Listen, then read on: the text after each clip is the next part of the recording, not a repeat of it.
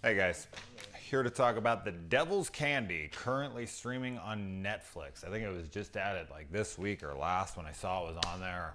Man, I jumped on it super quick. This movie is about a disturbed man who's hearing voices in his head.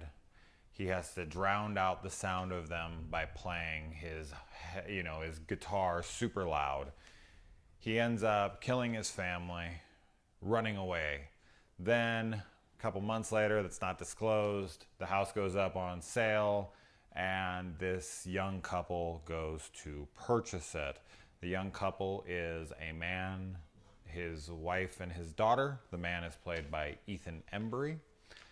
And his character is a painter who is, struggling to get his paintings sold.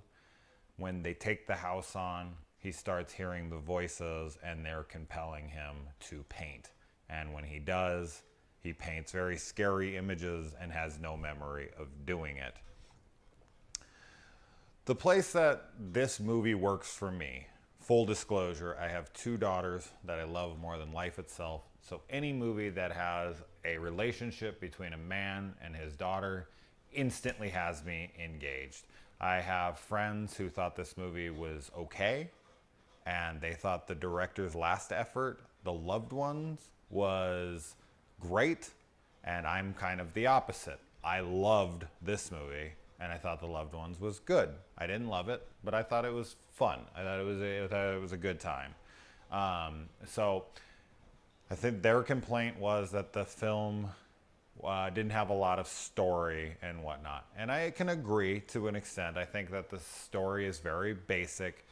A family moves into a new house. It kind of reminds me of Amityville a little bit, but besides the voices, it never really gets supernatural beyond that. It's more of like the devil speaking to them is what I took from that. So,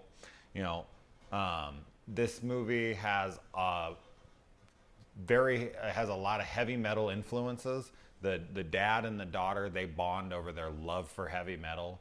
So, there's a lot of heavy metal music in this, which is great for someone like me. I love that kind of stuff. So anytime they have that, like, recently I had like Deathgasm, and so I love heavy metal in horror movies. I think it works really well. Besides that, the score of the movie was really cool. I thought that they used it really well in the places that it needed to be, and that it heightened the tension in the moment. So, really good use of score, and the score fit it very well. The place where this film sold me, as I said, the relationship, but the chemistry between Ethan Embry and his daughter and his wife. I really believed in their family. I loved them. I wanted to know more about them. I cared about them more than anything. So when they're in trouble, I cared. If you don't care about characters in a movie, that is the number one thing you have to get right. You have to get the viewer invested in the characters. If you don't do that, when it comes to the time when they're in, peril, you're not going to give a shit. In this instance, I truly cared.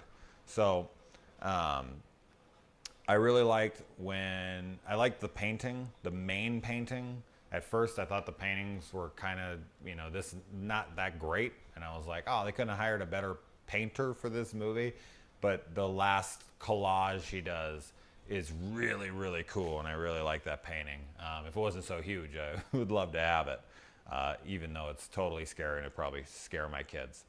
I think the standout in this movie for me was Ethan Embry. I like Ethan Embry. In fact, I dated his cousin, weirdly enough, many years ago, and I've always liked him ever since. I knew him before that and since. And so, back in Empire Records,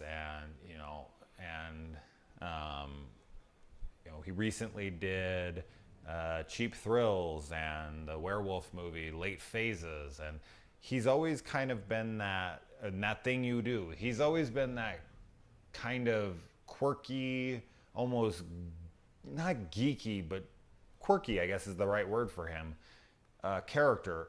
and he's never really been much else than that. But in this movie, it surprised me because he got like super like buffed out, and he has all these tattoos on him, and he's got long hair, and he's got a beard, and me being a straight man, that dude was still pretty fucking sexy. He looks great, and that was very surprising for Ethan Embry. I was not expecting that. Like, when he first turned around with his shirt off, I was like, damn, Ethan, you got fucking ripped for this movie. I really like his painting montages. I thought those were really cool. The way they edited them together, it was very frantic. It kind of went with the mood of the film. The movie can be pretty frantic at times, and that added to that. I really like the way that the director had framed shots. There's a lot of looming shots of hallways, which was kind of reminded me of the very end scenes of the original Halloween, when John Carpenter's, just showing you the hallways and the living rooms and stuff. Kind of reminded me of that. I really liked those shots. I always like those in films if they're done right, and here they worked for me. The only thing I really, really liked, the actress that played the daughter. I thought she was excellent. I really liked the killer, who is played by Pruitt Taylor Vince, who is the bigger man with the really shifty eyes from Identity. I thought that he was creepy and effective. I mean, he always kind of is. He's that big hulking man, and he plays that part really well. He's not really super fleshed out. You don't really get to see a lot of him, so he's not explored a hell of a lot. But you know what? Antagonists in horror movies don't really need to be. They just need to be a threat. We don't need to care about them so much. You do care about a little, because he's really just trying to drown the voices out. He's kind of reminds me of like the Sam Sweet case, where he was hearing the neighbor's dog telling him to kill people, and he didn't want to, but he did what the voices compelled him to do. So you do feel a little bit for him, but they don't go into it enough for you to be like, oh, poor guy. It just, the only real problems I had with the movie was, I really wish I could have got to see more of the family. Like the wife, which I thought she did a really good job. I don't really know anything about her. I couldn't tell you what she did for work. I couldn't, she was there, and I really liked the performance she gave when she was on screen, but there just wasn't enough to her to really get to know her and know what she was all about. I had enough of her to care about her, so when she was in peril, I cared, but I wish I could have got more. Same thing with the daughter.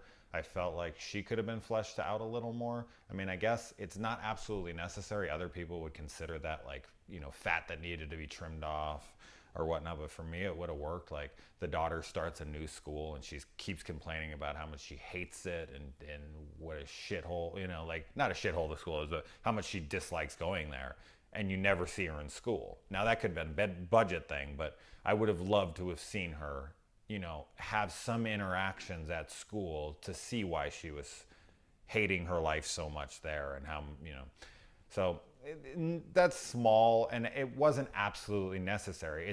It's actually, that's a compliment, because I wanted to see more. Anytime that you say I want to see a little bit more of the movie, I think that's a good thing. It means that I was invested and that I cared about the characters enough to see more of them. So that's not a bad thing. And the only real actual complaint I have is that there's a moment where the characters are in peril and they need to get the fuck out of somewhere quickly, and they do this thing that they do in so many movies, not just horror movies, but in so many movies, action movies, whatever, where they diddle daddle and they hug each other. Are you okay? Are you hurt? You're gonna be if you don't get the fuck out of there. Hurry the fuck up and get out. It drives me crazy. There wasn't a lot of like, I'm not a big yeller at the TV. I can be during certain things, but this was one of those, get the fuck out of there, you dumbass. And then another thing I really liked was the killer's demise. I thought that came together really well. I really liked how it was done. I won't say it was, but I really liked it. As I said, it's currently streaming on Netflix. I definitely recommend it. I think it's a really, really good movie. So check it out.